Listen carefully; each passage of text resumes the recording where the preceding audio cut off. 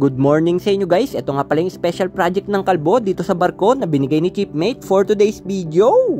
Grabe, hindi raw pwedeng umandar yung barko pag hindi pa nakakabit to. Tara, alamin natin, let's go! So ayun na nga guys, napaka-importante pala nitong trabaho ni Kalbong Seaman TV, kailangan daw unahin, no problem. Ganito talaga yung trabaho dito sa barko guys. Minsan talaga darating yung mga emergency, rush na trabaho, mape-pressure ka, pero kasama talaga yan sa pagiging isang marino, OMSIM. Kung sa English, ASAP, pero ayos lang yan, basta isunod natin yung pagkain. Kaya wala nang teka-teka, sunod ba naman chibugan, kaya pumunta na kagad ako ng engine room guys para magpaputol ng bakal kay Chef George. Sa totoo lang guys, busy rin yung ating engine fitter sa dami ng kanyang workload. Pero syempre, iba pa rin yung mga Pilipino guys, umulan, umaraw, samahan mo pa ng snow, tulungan palagi yan, alright! Magugulat talaga kayo guys kung saan nilalagay to, kaya kailangan ko daw weldingin ng pulido. Lalagyan niya ng kalbo ng welding na pinakamatibay. Dapat yung sobrang magmahal, yung martir, para kahit niloko-loko at tinaway-away, hindi maghihiwalay. Oh, she!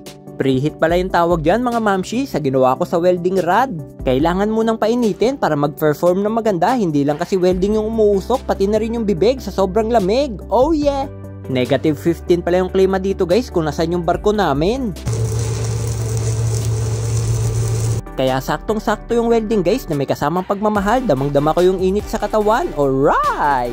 Habang nag-welding yung kalbo guys, dumating na yung dalawa nating gwapong assistant, si Orit at si Boson Edward. Aba, gusto daw nila makita yung kaliskis ng welding ko. Sabi ko naman, sige, pero balik na lang kayo kasi mas napapalaban ako sa English. Sheesh! Sa inyo ko na muna unang ipapakita guys, tignan nyo kung papasa na, kaya cameraman, ikutan na yan.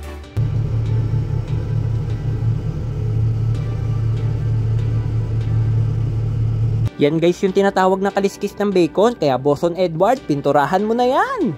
Habang nagpipintura si Boson Edward guys, ako naman yung magpuputol ng lubid kasi napakataas ng paglalagyan yan. Tignan nyo naman guys yung pamputol namin ng lubid, napaka high tech nyan, wala yang himulmol.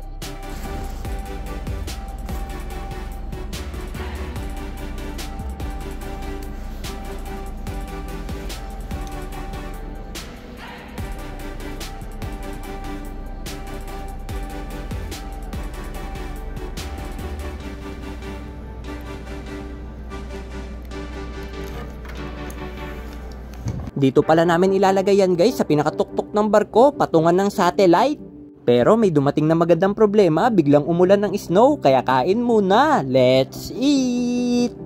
Meron tayong only rice, tinabihan pa ng pansit with broccoli for long life.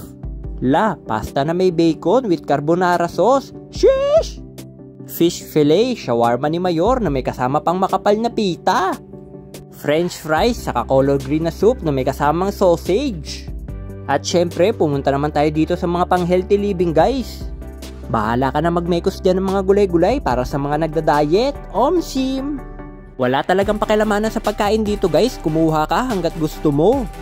Kaya yung kalbo, food trip matatag. Mag-diet na lang tayo guys pag malapit na tayong umuwi, oh yeah!